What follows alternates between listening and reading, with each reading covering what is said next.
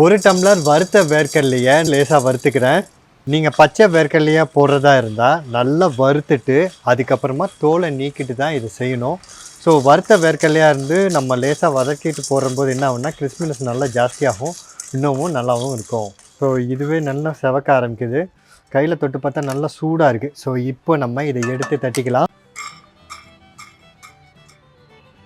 வேர்க்கடலை அளந்த அதே டம்ளரில் நான் ஒரு டம்ளர் உடச்சக்கல்லையும் அளந்து எடுத்துக்கிறேன். ஆல்ரெடி இது வறுபட்டதுனால நம்ம இதை லேசாக சூடாக்கி அப்படியே வறுத்து போட்டால் போதும். ஸோ நல்லா செவக்கணும்னு அவசியம் இல்லை. வணக்கம். இந்த சட்னி பொடி நம்ம ஃப்ரெஷ்ஷாக அரைச்சி சட்னி சாப்பிட்டா என்ன திருப்தி கிடைக்குமோ இந்த சட்னி பொடியிலையும் கிடைக்கும். ஆனால் இது இன்ஸ்டன்ட், உங்களுக்கு தேவையான நேரம் எவ்வளோ தேவையோ அதுக்கு எடுத்து நீங்கள் பண்ணிக்க முடியும். இது எப்படி ஹெல்ப்ஃபுல்லாக இருக்குன்னா பிஸி ஆஃபீஸ் டேஸுக்கு சில டைம் ரொம்ப கிரிட்டிக்கலாக இருக்கும் டைமிங்கு, அப்போ யூஸ் ஆகும். உங்கள் வீட்டில் இருக்கிற ரொம்ப நெருக்கமானவங்க வெளியூர் போயிட்டு வேலை பார்க்குறாங்க, அங்கேருந்து நீங்கள் எதாவது கொடுத்து அனுப்புனா இது ரொம்ப ஹெல்ப்ஃபுல்லாக இருக்கும். ட்ராவலிங்க்கு இது ரொம்ப ஹெல்ப்ஃபுல்லாக இருக்கும். ரொம்ப அமேசிங்காக ஃப்ரெஷ்ஷாக டேஸ்டியராக இது இருக்கும். ஸோ இது ரெண்டும் நம்ம போட்டாச்சு. அடுத்து நான் என்ன பண்ண போகிறேன், கடலைப்பருப்பு ஒரு 2 டேபிள் ஸ்பூன் நான் சேர்த்துக்கிறேன். இந்த சாம்பார் பொடி இது பாருங்களேன் எவ்வளோ ஃபென்டாஸ்டிக்காக இருக்குது. நீங்கள் இது வச்சு சாம்பார் வச்சிங்கன்னு வச்சுக்கோங்களேன், சூப்பராக இருக்கும். அன்னன்னி ஆர்டரை அன்னன்னைக்கு அரைச்சி அப்படியே டெலிவரி கொடுக்குறோம். பிரத்யேகமாக உங்களுக்காகவே தனித்தன்மையோட தயாரிக்கப்படுது. கண்டிப்பாக நீங்கள் ஆர்டர் பண்ணி இது டேஸ்ட் பண்ணும்போது நீங்களே இது உணருவீங்க.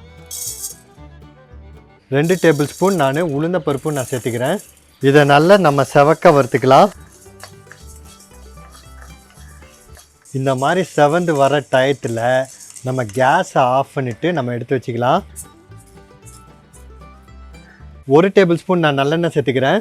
எண்ணெய் நல்லா காஞ்சிருச்சு. அதில் நான் 8 காஞ்ச மிளகாவை சேர்த்துக்கிறேன். உங்களுக்கு காரம் கொஞ்சம் ஜாஸ்தியாக வேணும்னா நீங்கள் இன்னும் கொஞ்சம் ஜாஸ்தி மிளகா சேர்த்துக்கோங்க. இந்த மாதிரி வதக்கிட்டு இருக்கும்போது மிளகா பார்த்தீங்கன்னா அப்படியே பலூன் மாதிரி உப்பும், நல்ல ஃப்ளேவரும் நல்ல கமன்னு வரும். அந்த டயத்தில் நம்ம எடுத்து தட்டிக்கலாம்.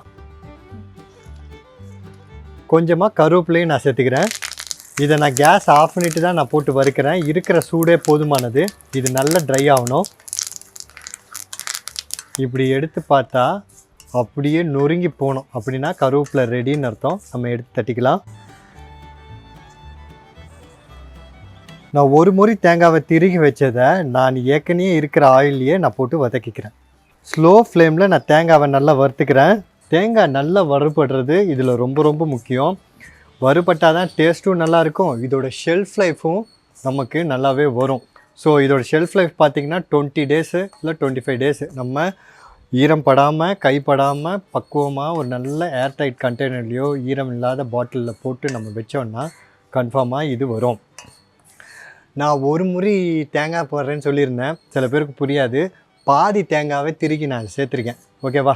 ஸோ இந்த மாதிரி நல்ல சூப்பராக கலரில் இப்படி வந்துடணும். ஸோ வந்துடுச்சு. இப்போ நம்ம எடுத்து தட்டிக்கலாம். மிக்ஸி ஜாரு நல்ல க்ளீனாகவும் இருக்கணும், அட் த சேம் டைம் ட்ரையாகவும் இருக்கணும். நல்லா ஆறுனதுக்கப்புறமா நான் இப்போ அரைச்சிக்கிறேன். தேவையான உப்பு சேர்த்துக்கிறேன். உப்பு கம்மியாக இருந்தாலும் பரவாயில்ல, நீங்கள் கம்மியாக இருந்தால் நீங்கள் ஃபைனலில் கூட அட்ஜஸ்ட் பண்ணிக்கலாம். 1 டீஸ்பூன் நான் காயப்பொடியும் சேர்த்துக்கிறேன். 10 மிளகையும் நான் சேர்த்துக்கிறேன்.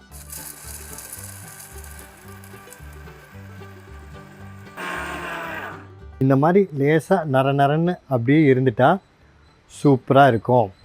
ஒரு சூப்பராக அமேசிங்காக இது ரெடி ஆகிடுச்சு. ஸோ இதை நீங்கள் தண்ணி ஊற்றி கலக்கிட்டு என்ன திக்னஸில் தண்ணியாக சட்னி வேணும்னா தண்ணியாக ஊற்றிக்கோங்க. கொஞ்சம் உங்களுக்கு எப்படி அது வேணுமோ அந்த மாதிரி தண்ணி ஊற்றி நீங்கள் அதை ரெடி பண்ணிவிட்டு அப்புறம் வழக்கமாக தாளிப்பு போட்டு நீங்கள் தாளித்து நீங்கள் அது மேலே ஊற்றி மிக்ஸ் பண்ணிட்டா ஒரு ரம்யமான ஒரு சட்னி ரெடி. இட்லி தோசை எதுக்குனாலும் சூப்பராக இருக்கும். பிடிச்சிருந்ததா உங்களுக்கு? அப்போ என்ன பண்ணணும்? ஷேர் பண்ணணும். ஏன் தெரியுமா? Life is better when we share.